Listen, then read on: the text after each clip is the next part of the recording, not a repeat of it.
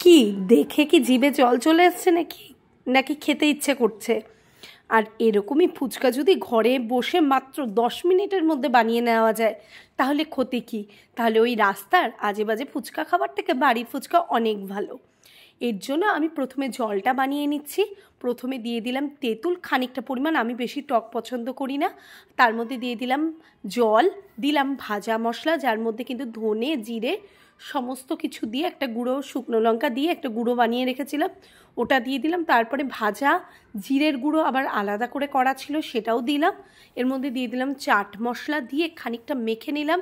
Test করে দেখলাম যে আরেকটু চাট মশলা হলে বোধহয় ভালো হয়, তাই আরেকটু চাট মশলা দিয়ে লেবুটাকে চিপে দিয়ে জলটাকে কিন্তু একেবারে ঘুরিয়ে নিলাম ভালো করে। আর তারপরে কড়াতে তেল দিয়ে দিলাম, আর বাজার থেকে যে পাঁপড়গুলো কিনে নিয়ে এসেছিলাম ফুচকার, সেগুলো তেলে একের পর এক গোল গোল বলের আকারে একেবারে ফুচকার আকারে ভেজে নিলাম। আর এত মজা লাগছিল না ফুচকাগুলো ভাজতে, দেওয়ার সঙ্গে সঙ্গে একেবারে বলের মতন, ছোট পিংপং বলের মতন হয়ে যাচ্ছিল। এত মজা লাগছিল যে এর মধ্যে আমার ছেলে এসেও 2-3টে ফুচকা ওই তেলের মধ্যে দিয়ে দিল।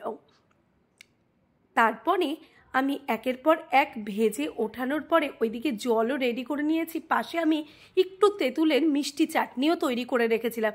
আর এই সেদ্ধ আলুটাতে কিন্তু আমি কিছুই তেমন দিইনি, লঙ্কাও খুব কম, আর একটু সামান্য লাল লঙ্কার গুঁড়ো দিয়েছি, আর লেবুর রস দিয়ে আলুটাকে মেখেছিলাম, আর একটু চাট মশলা দিয়েছি। আর দেখো এই যে ফুচকা একটা প্যাকেটের মধ্যে রেখে দিয়েছি।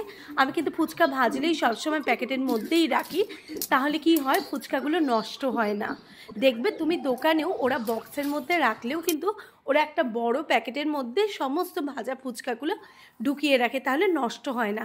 এবারে ফুচকাগুলো ফাটিয়ে ফাটিয়ে তার মধ্যে আলু ভরে মিষ্টি চাটনি আর টক চাটনি মিশিয়ে খাও তো, সত্যি বলছি বাইরের ফুচকা খাচ্ছ না বাড়ির তৈরি ফুচকা ধরতেই পারবে না, এত টেস্ট হয় না একেবারে। মানে কোনো তেমন মশলাও আমি দিইনি, নর্মালি যা ঘরে থাকে। আর ওই ভাজা মশলাটা যদি তোমরা বানিয়ে রাখো তো বানিয়ে রাখতে পারো, বা ওই ধনের গুঁড়ো আর জিরের গুঁড়ো, লাল লঙ্কার গুঁড়ো দিয়ে ভাজা মশলাটা আমি তৈরি করেছি। আর ওই ভাজা মশলাই কিন্তু এই মিষ্টি চাটনিটার মধ্যেও আমি একটু দিয়ে দিয়েছি, কেননা আমার হাজব্যান্ড যখনই ফুচকা আমি বানাই তখন কিন্তু ও এই মিষ্টি চাটনিটা দিয়েই ফুচকাটা খায়।